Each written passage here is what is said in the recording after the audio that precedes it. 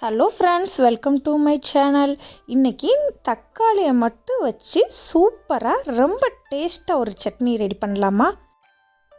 First நம்மளுக்கு தேவையான அளவு தக்காளி எடுத்துக்கோங்க. நான் 7 தக்காளி எடுத்திருக்கேன். இதை நல்லா கழுவிடுங்க.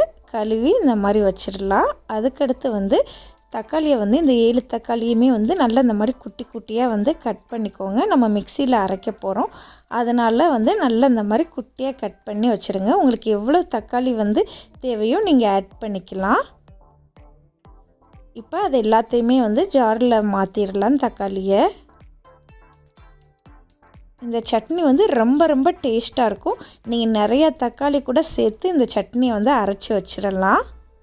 சின்ன பிள்ளைங்க கூட இந்த சட்னியை ரொம்ப ரொம்ப விரும்பி சாப்பிடுவாங்க. அவ்வளோ டேஸ்ட்டாக இருக்கும். நீங்கள் கண்டிப்பாக ஒரு தடவை செஞ்சு பார்த்துட்டு எப்படி இருக்குன்றதை நீங்கள் மறக்காமல் சொல்லுங்கள். இப்போ நம்ம மூடி போட்டுடலாம். தக்காளியை நல்லா அரைச்சிடலாம். நீங்கள் தக்காளி அரைக்கிறப்ப மையாக அரைக்கக்கூடாது, கொரப்பாக அரைச்சிக்கிடணும். இப்போ அரைச்சி வச்சுருக்கிற தக்காளியை இந்த மாதிரி ஒரு பவுலில் ஊற்றிக்கோங்க. பாருங்கள், தக்காளி நல்லா இந்த மாதிரி திப்பி திப்பியாக அரைக்கணும். நீங்கள் நல்லா மை மாதிரி அரைச்சிடாதீங்க. லிக்யூடாகவும் அரைச்சிடவே கூடாது. இந்த மாதிரி தான் அரைக்கணும். உங்களுக்கு அங்கங்கே லைட்டாக, ரொம்ப மைல்டாக லைட்டாக அங்கங்கே குட்டி குட்டியாக தக்காளி தெரியணும். அந்த அளவுக்கு நீங்கள் அரைச்சி எடுத்துருக்கோங்க. நெக்ஸ்ட்டு ஒரு பேன் எடுத்துக்கோங்க. அதில் 3 ஸ்பூன் அளவு வெந்தயம் சேர்த்துக்கோங்க. இப்போ நம்ம வெந்தய பவுடர் ரெடி பண்ண போகிறோம். அதுக்காக 3 ஸ்பூன் அளவு வெந்தய பவுடர் பண்ணி வச்சுக்கிடணும். நீங்கள் கம்மியாக 1 ஸ்பூன் அளவு வெந்தயத்தை பவுட்ரு பண்ணிங்கன்னா சரியாக அரைப்படாது.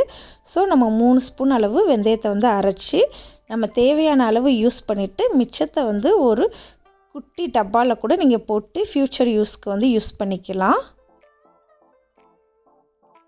அவ்வளோதான். இதை லைட்டாக இந்த மாதிரி ஃப்ரை பண்ணிக்கோங்க. ரொம்ப கருகலாக கூடாது, லைட்டாக கலர் சேஞ்ச் ஆகணும். அவ்வளோதான். எண்ணெயெல்லாம் இல்லாமல் ஃப்ரை பண்ணிக்கோங்க. அடுத்து இப்போ நம்ம எந்த பாத்திரத்தில் சட்னி வைக்க போகிறோமோ அந்த பேன் எடுத்துக்கோங்க. அதில் தேவையான அளவு எண்ணெய் சேர்த்துக்கோங்க. எண்ணெய் கொஞ்சம் அதிகமாக இருந்தால் சட்னிக்கு சூப்பராக இருக்கும்.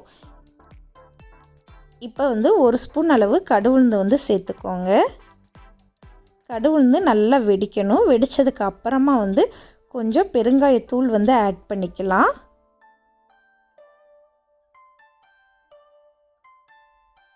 அப்புறம் நம்ம அரைச்சி வச்சுருக்கிற தக்காளி அதையும் சேர்த்துக்கோங்க.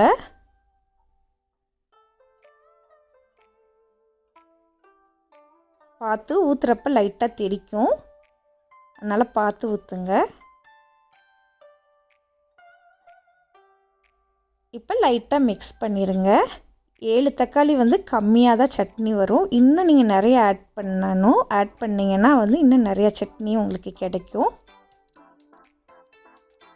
இப்போ நம்ம ஊற்றிருக்கோம்ல இந்த தக்காளி பேஸ்ட்டு பாதிக்கு பாதி வரணும் சட்னிக்கு. அவ்வளவு நீங்கள் நல்லா வதக்கணும். அதுதான் டேஸ்ட்டேவும்.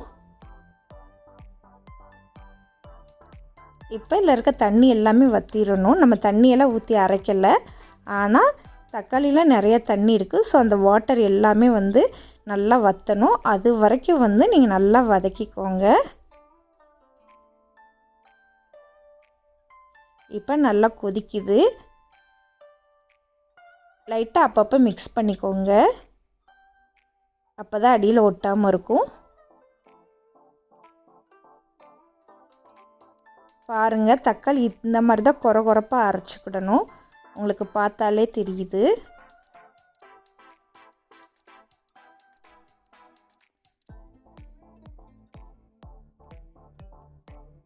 நல்லா இந்த மாதிரி கொதிக்க விட்டுருங்க. அப்போ தான் பச்சை வாசனையே போகணும். இப்போ நம்ம கொஞ்சமாக ஒரு 1/4 டீஸ்பூன் அளவு நம்ம மஞ்சள் தூள் சேர்த்துக்கலாம்.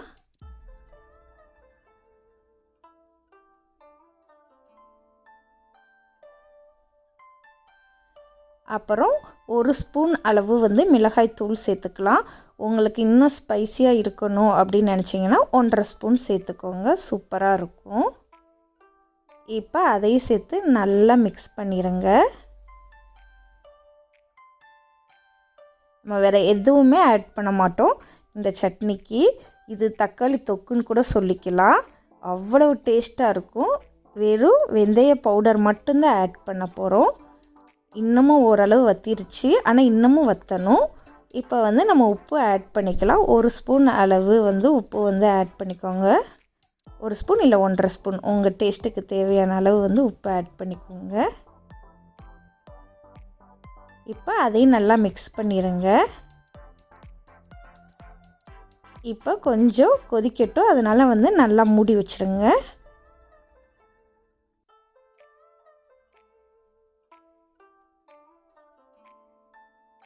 இப்போ இன்னமும் தக்காளியில் இருக்கிற தண்ணி எல்லாமே வற்றிருச்சு. இப்போ மூடி எடுத்து லைட்டாக மிக்ஸ் பண்ணிக்கலாம். நீங்கள் ஃபஸ்ட்டே வந்து வெந்தயத்தூள் வந்து ஆட் பண்ணக்கூடாது, வெந்தய பவுடரை. தக்காளி நல்லா பச்சை வாசனை எல்லாம் போனதுக்கப்புறம் நல்லா வதங்கி நல்லா எண்ணெய் பிரியணும். அதுக்கப்புறம் தான் வந்து நீங்கள் வந்து வெந்தய பவுடர் வந்து ஆட் பண்ணணும். பாருங்கள், எண்ணெயெல்லாம் சைடில் இருக்குது, அந்தளவுக்கு வரணும். இப்போ வந்து ஒரே 1 ஸ்பூன் அளவு மட்டும்தான் நம்ம வெந்தயத்தூள் வந்து ஆட் பண்ணணும். ரொம்ப சேர்த்திங்கன்னா கசப்பாக இருக்கும். அதனால் நல்லா ஒரே 1 ஸ்பூன் அளவு ஆட் பண்ணால் போதும். இப்போ அதையும் நல்லா மிக்ஸ் பண்ணிவிட்டு கொஞ்ச நேரம் நல்லா சிம்மில் வச்சுடுங்க.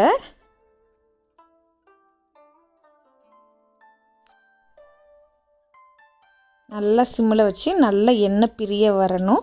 அதுக்கப்புறம் நல்லெண்ணெய் கொஞ்சம் சேர்த்துக்கோங்க. நல்லெண்ணெய் சேர்த்திங்கன்னா டேஸ்ட்டு வந்து ரொம்ப சூப்பராக இருக்கும்.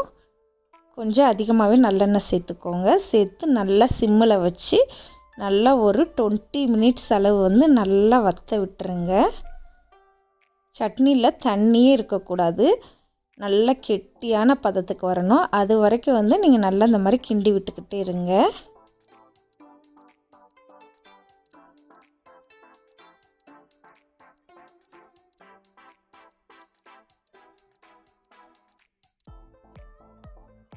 பாருங்கள், நல்லா சூப்பராக செவேர்னு சட்னி வந்து ரெடி ஆயிடுச்சு. நம்ம எதுவுமே போடலை, ஆனால் ரொம்ப ரொம்ப ஈஸியாக செஞ்சிடலாம். நீங்கள் செஞ்சு ஒரு 3 நாளைக்கு கூட ஸ்டோர் பண்ணி யூஸ் பண்ணிக்கலாம். அவ்வளோ நாளுக்கெலாம் வராது, அவ்வளோ டேஸ்ட்டாக இருக்கும். சட்னி உடனே வந்து காலி ஆயிரும். நீங்கள் செஞ்சு பார்த்துட்டு எப்படி இருக்குன்னு சொல்லுங்கள்.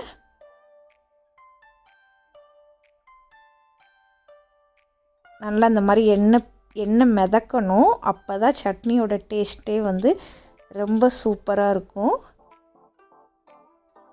இது வந்து நீங்கள் சப்பாத்திக்கும், தோசை, இட்லி எல்லாத்துக்குமே வந்து சூப்பராக இருக்கும்.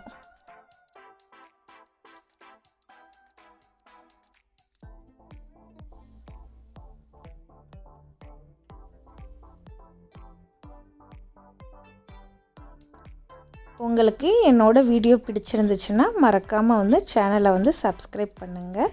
அப்புறம் உங்கள் ஃப்ரெண்ட்ஸுக்கும் வந்து ஷேர் பண்ண மறந்துடாதீங்க.